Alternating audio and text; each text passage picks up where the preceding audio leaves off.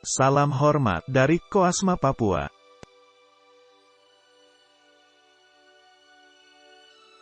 Saudara-saudara, di kota di seluruh dunia, ada fenomena anak jalanan. Mereka adalah anak-anak yang hidup, bekerja dan bermain di jalanan. Di Indonesia, mereka dapat ditemui di kota-kota besar seperti Jakarta, Surabaya, Medan dan lainnya. Saudara, di kota-kota yang relatif terpencil di tanah Papua, anak jalanan juga merupakan fenomena yang memprihatinkan.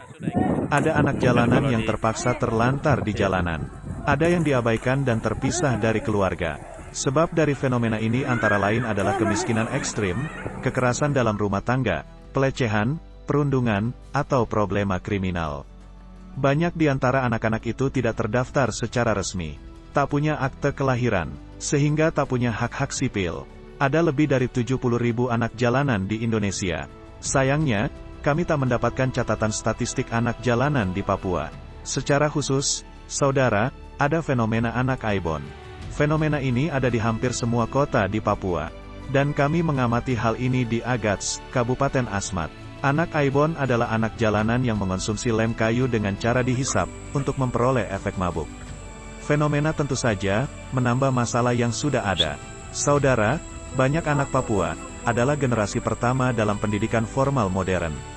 Orang tuanya tidak mengenal sekolah. Tak heran, banyak anak yang masih buta huruf hingga usia remaja. Setiap mendapat uang, mereka manfaatkan untuk makanan. Hampir tidak ada yang memandang buku atau pena sebagai kebutuhan. Situasi kemiskinan, masalah pendidikan dan penyalahgunaan Aibon, bertumpang tindih, dan mengancam terciptanya generasi hilang di Papua. Fenomena ini pula, yang diamati oleh Nelson Beteyop, anggota tim Mandala, yang merupakan warga Papua dari suku Kamoro. Nelson berlatar militer, namun dirinya percaya bahwa pendidikan adalah proses membangun kemandirian. Sebagai warga Papua, menurutnya, pendidikan yang relevan, adalah pendidikan kemandirian, dengan memadukan pengetahuan dan keterampilan.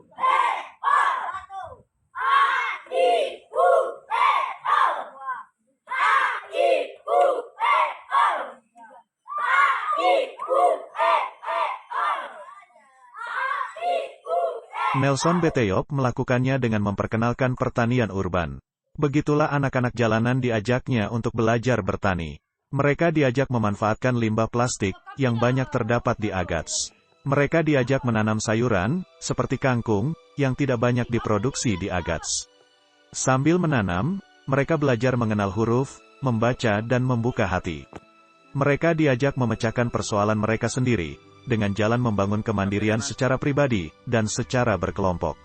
Sebenarnya, itulah inti dari pendidikan, yakni mendidik agar setiap orang mampu untuk memecahkan persoalan pribadi, dan mampu saling bekerja sama dengan orang lain yang memiliki persoalan serupa.